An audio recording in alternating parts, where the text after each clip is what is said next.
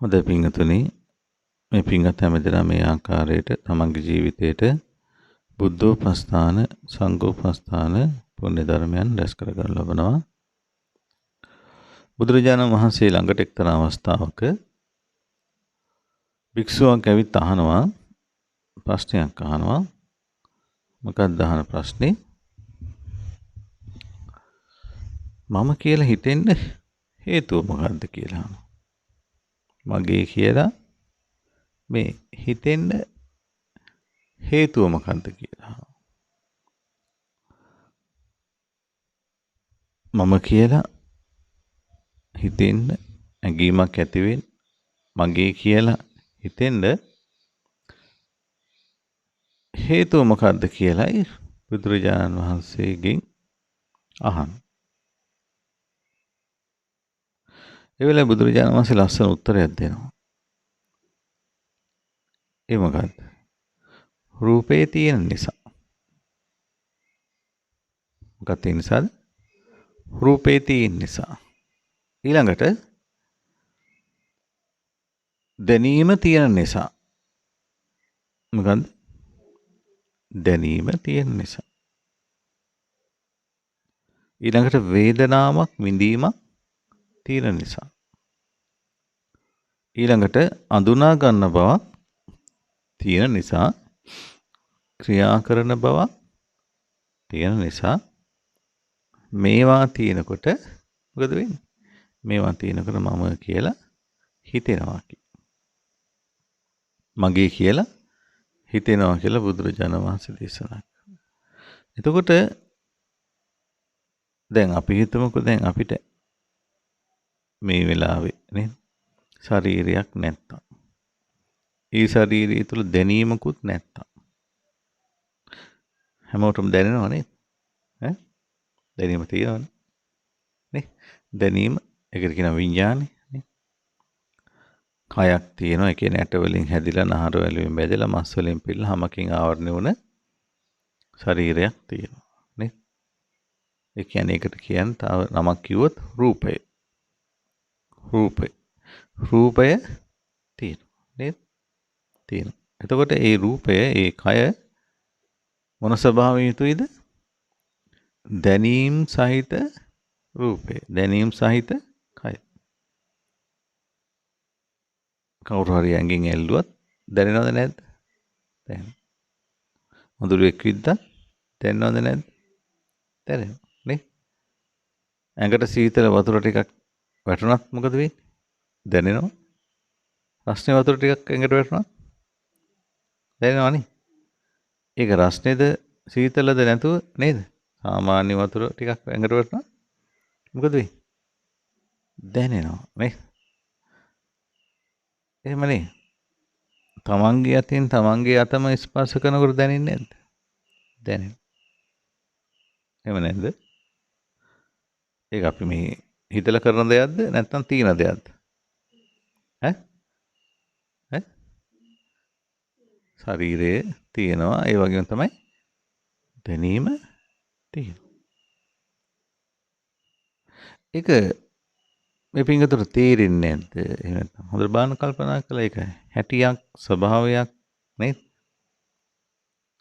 ඒක විදියක් නේද? ඔය දැනීම තමන් ළඟත් තියෙනවා, තමන්ගේ ස්වාමියා ගාවත් තියෙනවා, එහෙම නැත්නම් බිරිඳ ගාවත් තියෙනවා, පුතා ගාවත් තියෙනවා නේ? හැමෝගම නැද්ද? ඒ අපි ළඟ විතරද ඒ දැනීම තියෙන්නේ? ඈ? අර මල්ලා ගාවත් තියෙනවා, පූසා ගාවත් තියෙනවා නේද? අර සර්පයා ගාවත් තියෙනවා නේ? තියෙනවද නැද්ද? තියෙනවා. දැන් දැනීමක් නැත්තම් ඈ? දැනීමක් නැත්තම් ඒක මල කඳක් නේ? ඉතින් දැනීම තියෙනකොට තමයි ඒ දැනීම තියෙන ඒ සත්වයාට මම කියලා හිතෙන්නේ. මගේ කියලා හිතෙන්නේ. නමුත් ඒක ඇත්තටම මොකන්ද? ඒක ස්වභාවයක්. ඒක ස්වභාවය. ওই දැනීම ওই විදිහට ගත්තට පස්සේ කොච්චරනම් දැනීම් තියෙනවද තව නේ? බඩගින්නක් දැනෙනවා, පිපාසයක් දැනෙනවා, උස්නයක් දැනෙනවා, සීතලක් දැනෙනවානේ. එහෙමනේ. කවුරු හරි ගැහුවම ඒකක් දැනෙනවානේ. ඔළුවත ගෑවක් දැනෙනවානේ. ඔය අතරේ මොකද්ද? දැනීම් ගොඩාක් තියෙනවා නේ. තරහක් දැනෙනවා නේ. දැනෙන්නේ නැති තරහ. රාගයක් දැනෙනවා නේ. ඒ දැනීම කියන දේ පුද්ගලයෙක් තුළ තියෙනවා. එහෙම නැත්නම් සත්වයෙක් තුළ තියෙනවා. මේ බයක් දැනෙන්නේ නැද්ද? බයක් දැනෙනවා නේ. එහෙම දෙයක් තියෙනවා.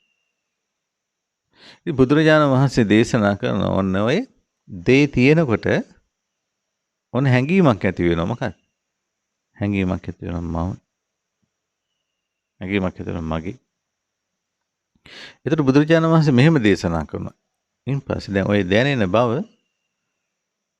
සැප විදිහටත් තියෙනවා, දුක විදිහටත් තියෙනවා, සැප දුක් රහිත විදිහටත් තියෙනවා. දැනෙන බව. එහෙම නැද්ද? මధుර අවදිනකොට සැපද? සැප විදිහට තියෙන්නේ නෑ. ඒක දුක විදිහට නේ. කවුරු හරි අපි හිතමුකෝ දැන් ආදරෙන් අත ගන්නවා නේ. ඔළුව අත ගන්නවා කියලා හිතමු අපි නේ. ඒ දැනන බව සැප විදිහට තියෙන, දුක විදිහට තියෙන. එහෙම නැත්නම් අපි හිතමු කොහොමද වටිනා මෙට්ටයක නේ, වටිනා කොට්ටයක නේ. ඔය දැන් හොටෙල් වල තියෙන්නේ සැපනේ දෙන්නේ නේ. හොටෙල් වල නේ. මොකද කරන්නේ? අන්න ඒ ඇඳක හාන්සි වෙනකොට දැනෙන්නේ මොන විදිහටද? මොන විදිහටද? දැනෙන්නේ සැප විදිහට. ඒක නවත්තන්න පුළුවන්. ඒ සැප විදිහට දැනෙන එක නවත්තන්න පුළුවන්. මధుර විදිනකොට දුක විදිහට දැනෙන එක නවත්තන්න පුළුවන්. රසට කෑම හදන්නේ ඇයි? තවත් කෙනෙකුට ඒක කන්න දෙනකොට ඒක දිවේ ගෑවෙනවා. ඒ දිවේ ගෑවෙනකොට ඒක සැප විදිහට දැනෙනවා. නේද? ලුණු වැඩි වුණොත් කොහොමද දැනෙන්නේ? ලුණු වැඩි වුණොත් කොහොමද දැනෙන්නේ? දුක විදිහට දැනෙනවා. ඉතින් අපිට ඔක නවත්තන්න පුළුවන්. පුළුවන්ද? එහෙම බෑ නවත්තන්න. ඒ දැනෙන බව සැප විදිහටත් දැනෙනවා, දුක විදිහටත් දැනෙනවා නේද? ඒ වගේ තමයි සැප දුක් රහිත විදිහටත් දැනෙනවා. ඒ සැප විදිහට දැනෙද්දී ඒ තුල ඉන්නකොට ඒකත් එක්ක එකතු වෙලා ඉන්නකොට ඒකට කියනවා සැප විඳිනවා කියලා. දුක විදිහට දැනෙනකොට ඒ දුක විදිහට දැනෙන එකත් එක්ක එකතු වෙලා ඉන්නකොට ඒකට කියනවා දුක් විඳිනවා කියලා. ඒ වගේම තමයි සැපක් නැත්තම් දුකක් නැත්තම් සැප දුක් රහිත වේදනාව දැනීමත් තුළ අන එකතු වෙලා ඉන්නකොට ඒකට කියනවා සැප දුක් රහිත වේදනාව කියලා. එහෙම එකක් නැද්ද? වෙලාවකට සින්දුවක් අහලා ඔහේ hina තනියමත් hina වෙනවා. ඇයි? සැප විඳිනවා නේ. එහෙම නැත්තම් මොන හරි දෙයක් හිතලා එහෙම නැත්තම් අර හිතට ආවට පස්සේ සැප සහගත දෙයක් ඒ ගැන හිත එයා සතුටු වෙනවා. අර දුක් සහිත කාරණයකුත් අර හිතට එද්දී ඒකක් දැනෙනවා. ඒකත් එකට එකතු වෙලා දුක් විඳිනවා. එහෙම එකක් නැද්ද? දැන් එහෙම විතර නෙමෙයි. දැන් තුවාලයක් වුණාට පස්සේ අපි දැන් තුවාලයක් වුණා. වැඩිපුරම තුවාලෙත් එක්ක නේද ඉන්නේ. ගෙදර නෝනත් එක්කවත් ස්වාමියා එක්කවත් දරුවොත් එක්කවත් නෙමෙයි ඉන්නේ. වැඩිපුර ඉන්නේ මොකක් එක්කද? තුවාලෙත් එක්ක ඉන්නේ. බඩගින්න හැදුනට පස්සේ වැඩිපුර ඉන්නේ කාත් එක්කද?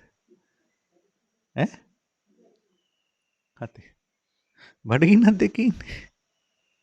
නේද? පිපාසය ඇති වුණාට පස්සේ නේ. දැන් හොඳට පිපාසයක් ඇති වුණාට පස්සේ දැන් මේ පිපාසය ඇති වුණාට පස්සේ ඒක දැනුණාට පස්සේ නේ. දැන් ඒ වෙලාවේ ඊට පස්සේ එතන ඉඳන් වැඩිපුර කාත් එක්කද ඉන්නේ? මොකත් එක්කද ඉන්නේ? ළඟ ඉන්නේ මතක් වෙන්නව නැහැ ඊට පස්සේ. පිපාසයත් එක්ක ඉන්නේ. නේ? ඒ කියන්නේ ඒකත් එක්ක ඉන්නවා කියන්නේ මොකක්ද? අන්න විඳිනවා. නේ? විඳිනවා.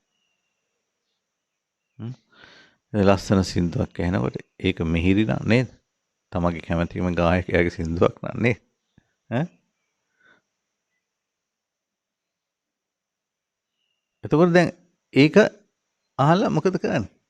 ඒකත් ඒක දැනිලා ඒකත් එක්ක එකට එකතු වෙලා විඳිනවා. එතකොට මෙහෙම එකක් තියෙනවා. ඒ විඳීම ලබන්නත් ඒක දැනෙන්න ඕනේ නේද? ඒ දැනීම නේද? අපිට නවත්තන්න පුළුවන් වෙයි කියලා හිතනවද? ඈ? එහෙම නවත්තන්න බෑ. ඉතින් බුදුරජාණන් වහන්සේ දේශනා කරන මෙන්න මේ විඳීම තියෙනකොට එයාට හිතෙනවා මොකක්ද? මෙන්න මම කියලා. ඒ වගේම තමයි දැන් සාමාන්‍ය ජීවිතය තුළ දැන් අපේ තියෙනවා ඒ දැනෙන ඒ විඳින ඒ දේවල් සාමාන්‍ය ජීවිතය තුළ අපි අඳුනාගෙනයි ඉන්නේ. දැන් සර්පයා දැක්කනේ. ඈ? සර්පයා දැක්ක ගම අන්න අඳුරගත්තා නේ. අඳුරගත්තා නැද්ද? ඔව්. බල්ලා දැක්ක ගම අඳුරගත්තා නේ. එතකොට දැන් අඳුනා ගන්නා බවක් අපේ ජීවිතය තුළ තියෙනව නේද? මේ මගේ අම්මා, මේ මගේ තාත්තා, මේ මගේ පුතා, මේ මගේ දුව, මේ මගේ යාළුවා නේ? මේ මගේ ගෙදර නේ? නේද? මගේ කියන කෙසේ වෙතත් මේක තමයි ගහ, මේක වැල, මේක තමයි ගෙඩිය නේද? මේක තමයි මේ කන්ද, මේක තමයි නේද? ගඟ. ඒ වගේ දෙයක් නැද්ද අපේ ජීවිතය තුළ? අඳුනා ගත්ත බවක්, අඳුනා ගන්න බවක් තියෙනවනේ. එහෙම නැත්තම් මම කියලා හිතේද? ඈ? එහෙම එකක් නැත්නම් හිතේ කියලා හිතනවද? ඈ? මේක තියෙන නිසා තමයි. ඉතින් දැන් මෙහෙමයි. දැන් ඒ අඳුනා ගැනීමටත් හේතුව මොකද්ද? ඔළුව අත ගන්නවා නම් තෑගිත් දෙනවා නම් අපි හිතමු ඔළුව අත ගන්නවා නම් නේද? ඊට පස්සේ යාගේ ආදරේ තමයි දැනෙනවා නම් ඔන්න හිතනවා අපි යාළුවෙක් හිතවතෙක් කියලානේ. එහෙමනේ අඳුර ගන්න. නේද? ඔළුවට ටොකු වයින්නවා නම් නේද? ඊට පස්සේ යාගේ තරහ පෞරුෂකම තමන්ට දැනෙනවා නම් නේද? දැන් අපි අඳුර ගන්නවා යාළුවා විදිහට හතුරා විදිහට අඳුර ගන්න. හතුරා විදිහට අඳුර නේ? ඒක වෙන්නේ මොකක් නිසාද ඇත්තටම? අර තමන්ට දැනෙන්න දේත් එක්ක ඇති වෙන විඳීමක් එක්ක. දැනෙන දේත් එක්ක ඇති වෙන විඳීමක් එක්ක තමයි අඳුනාගන්නේ. ඒතර මේ අඳුනා ගැනීම අපිට මේ තියෙන්නේ අන්න ඒ දේ මුල්ලා මේ දැනීමක් කියලා දෙයක් නැත්නම් අපිට එහෙම එකක් නැහැ. ඒ වගේම තමයි ඒ අඳුනාගත්ත දේට අනුව තමයි ක්‍රියාව. දැන් අතපය හොලවන්නනේ යන එන නේද? දානයක් කිව්වට පස්සේ ඒ වචන ටිකත් ටක් ගාලා අපි අඳුර ගන්නවනේ. ඒට අනුකූල ක්‍රියා කරනනේ. රණ්ඩුවක් කියලා කිව්වට පස්සේ යන එකත් අඳුර ගන්නවා ඊට අනුකූල ක්‍රියාවක් නැද්ද? ඈ? සර්පෙක් කියලා අඳුරගත්තට පස්සේ ඊට අදාළ ක්‍රියාවක් නේ. ඒතර යන්නේ නැහැ නේද එලවන්න අතර නේ. ඒ ක්‍රියාව නේ. බල්ලා කියලා අඳුරගත්තට පස්සේ ඊට අදාළ ක්‍රියාව නේ. මිනිස්සයා කියලා අඳුරගත්තට පස්සේ ඊට අදාළ ක්‍රියාව නේ. ස්වාමීන් වහන්සේ කියලා අඳුරගත්තට පස්සේ ඊට අදාළ ක්‍රියාව නේ. එහෙමනේ. එහෙම එකක් තියෙනවා.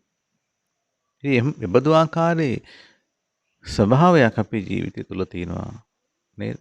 දැන් එබඳු ආකාරයේ ස්වභාවයක් තියෙනකොට ඒ කියන්නේ රූපයක් තියෙනකොට ඒක දැනීම සහිත වෙනකොට ඒකත් එක්ක ඒ දැනීම සැප සහගත වෙද්දී ඒකත් එක්ක එකතු වෙලා විඳිනකොට ඒ වගේම තමයි දුක නම් ඒකත් එක්ක එකතු වෙලා විඳිනකොට ඒවා අඳුර ගන්නකොට ඒකට අදාළ ආකාරී ක්‍රියාත්මක බවක් Taman තුළ තියෙනකොට මොකද වෙන්නේ? අන්න පුද්ගලයෙකුට එහෙම නැත්නම් මේ සත්‍යයකට මම කියලා හිතෙනවා කියලා දේශනා කරනවා. ඉතින් මම කියලා ඇත්තටම මේ හැඟීමක් එහෙම ඇති වෙන්නේ දන්නා බවත් එක්ක නෙමෙයි අනාභෝධයත් එක්ක. ඔන්න ඔය මම කියන හැඟීමත් එක්ක තමයි හැම ප්‍රශ්නයකටම මුල. හැම ප්‍රශ්නයකටම මුල. ඇයි අපි උදේ කවුරු හරි Tamanට ගැහුවොත් Tamanට හිතෙන්නේ කොහොමද? දැනෙන එක වෙනම එකක් හිතෙන්නේ කොහොමද? මටයි ගැහුවේ. මටයි ගැහුවේ කියලා හිතනකොට ඔන්න ඇති වෙනව මොකද්ද? තරහ වෛරය නේ. ඊට පස්සේ පෙරලා එයාට පහර දෙන්න අන්න Taman තුලම ගොඩ නැගෙනව මොනවද? අකුසල අරුබුදයක් ඇති වෙනවා. අපිරිසුදුභාවය හැදෙනවා. ඒ වගේ දෙයක් තියෙනවා. එහෙම නැත්නම් අපි හිතමුකෝ දැන් ඕනෑම කාර්යයක් තුළ නේද? නින්දාවක් කළොත් එහෙම නැත්නම් තමන්ගේ දෙයක් පැහැරගත්තොත් කියන්නේ පැහැරගත්තොත් අර තමාගේ කියන අර හැඟීමත් එක්ක මොකද වෙන්නේ? මටයි ගැහැවි, මටයි නින්දා කළේ, මගේ දේ පැහැරගත්තේ නේද? අන්න ඒ වගේ දෙයක්. එහෙම නැත්නම් අපි හිතමුකෝ තෑග්ගක් දුන්නත් හිතෙන්නේ මොකක්ද? මටයි දුන්නේ. එතකොට ලෝභය, රාගය ඒ වගේ පැත්තට බරයි. එහෙම නැත්නම් ද්වේෂය, වෛරය ඒ පැත්තට බරයි. මුලාව තුලමයි. ඉතින් ඒ නිසා මේ අරුබුදය කියන එක කියන්නේ මේ ප්‍රශ්නේ මොකද්ද ප්‍රශ්නේ?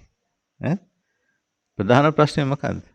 ප්‍රධාන ප්‍රශ්නේ තමයි තමා කියන හැඟීමක් ඇතිව සත්වයා වාසය කිරීම. එහෙම දෙයක් බුදුරජාණන් වහන්සේ දේශනා කරන්නේ එහෙම තමා කියලා හැඟීමක් ඇතිව හිටියත් ඇත්තටම තමා කියලා ගන්න පුළුවන් දෙයක් මෙතන නෑ කියලා දේශනා කරනවා. තමාගේ කියලා ගන්න පුළුවන් දෙයක් නෑ කියලා බුදුරජාණන් වහන්සේ දේශනා කරනවා. මේක මෙතන මේවා තියෙනකොට තමයි ඒ හැඟීම ඇති වෙන්නේ. හැබැයි මේ හැම දෙයක්ම මොකක්ද? හේතුඵල. හේතුඵල. දැන් ගොඩක් වෙලාවට දැන් හිතන්නකෝ මේ වගේ දෙයක්. අපි හිතමු දැන් ඇඟේ මොකක් හරි උලක් හරි එහෙම නැත්නම් කට්ටක් හරි අර මధుරයක් හරි විදිනකොට එකපාරම ඒකට මොකක් හරි ප්‍රතිචාරයක් දක්වන බවක් නැද්ද? සමහරක් වෙලාවට අර හිතලත් නෙමෙයි නේ. ඈ රැට නිදාගත්තට පස්සේ නිදාගන්න එක විදිහකට ඇහැරෙන්නේ තව විදිහකටනේ. කීපාරක් හැරිලා ඇඹරිලා නේද? තියනවද නැද්ද? ඇයි ඒක අපි හිතලා කරනවටත් වඩා ඇත්තටම මොකද්ද වෙන්නේ? මේ කයට ඒ දැන දෙයකට දක්වන ප්‍රතිචාරයක් විදිහට. ඉතින් හොඳ සිහිය පවත්වනකොට මෙතන තියෙන්නේ මොනවද? මෙතන තියෙන්නේ මේ දැනීම් සමග ඇතිවන ප්‍රතිචාරයක්. ඒක අඳුනගෙන ඇතිවන ප්‍රතිචාරයක් පමණමයි. අපි හිතුවට මෙතන අපි කරන දෙයක් තියෙනවා කියලා එහෙම දෙයක් නැහැ. එහෙම හිතුවට එහෙම දෙයක් නැහැ. මේ බඩගින්නනේ කොවිතෙන් කරන්නේ. එහෙම දෙයක් තිබේ නැත්තම්. බඩගින්න පිපාසය නිසා නේද ඔය හැමදේම කරන්නේ. ඒ එහෙම දෙයක් තිබ්බේ නැත්තම්. කරනවද ඔක? ඈ? එහෙම නැහැනේ. ඉතින් ඔක දැනෙන නිසානේ ඔය ප්‍රශ්නේ. ඔය හැමදේම. දක්වන ප්‍රතිචාරයක් විතරයි තියෙන්නේ. ඉතින් මේ ප්‍රතිචාරය කියන එක මෙහෙමයි. දැන් අපිට හිතෙනවනේ අපි හිතලා කරනවා කියලා ඒක වෙනම දෙයක් නේ. නමුත් ඇත්තටම සිදුවෙන්නේ මොකද්ද? අර හේතුවකට අනුකූලව ඵලයක් හැදෙන දෙයක් විතරමයි තියෙන්නේ.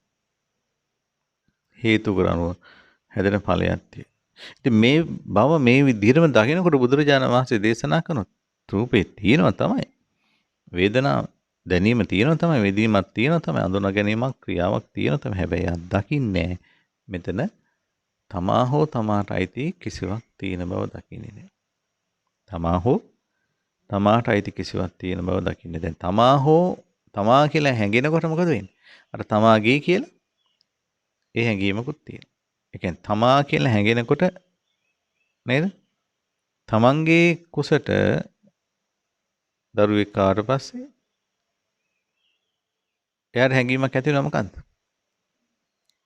මගේ නේ? තමා කියලා හැඟීමක් තියෙනවනේ. ඇඟේ තියෙන ඇඳුම් ටික ගැන හිතෙන්නේ කොහොමද? මගේ නේ. එහෙමනේ. එහෙම එකක් තියෙනවා. එතකොට දැන් තමාගේ කියලා ග්‍රහණය කරගෙන ඉන්නකොට තමාගේ දේ වෙනසෙනකොට ඒකම නැත්තම් හොරකම් කරනකොට ඒක නැති වෙලා යනකොට නොපෙනී යනකොට මොකද වෙන්නේ? තමන්ගේද? මොකද ඒ කාරණේ මේ සත්‍යය බොහෝ දුකට පීඩාවටපත් වෙනවා. කායිකවත් දුකටපත් වෙනවා. විශේෂයෙන්ම මානසික දුකටපත් වෙනවා. ඉතින් මේකෙන් මිදෙන්න තියෙන එකම ක්‍රමය මොකක්ද? මේකෙන් මිදෙන්න තියෙන එකම ක්‍රමය තමයි යථාර්ථයේ තේරුම් ගැනීම. ඒ යථාර්ථයේ තේරුම් ගන්න තමයි බුදුරු මේ ලෝකේ පහළ වෙලා ධර්මයේ දේශනා කරන්නේ. ඉතින් බුදුරජාණන් වහන්සේ මේ බව මනාකොට අඳුනගෙන නිවීමටපත් වුණා. නේද? නුවණැති අය නිවීමටපත් වෙනවා.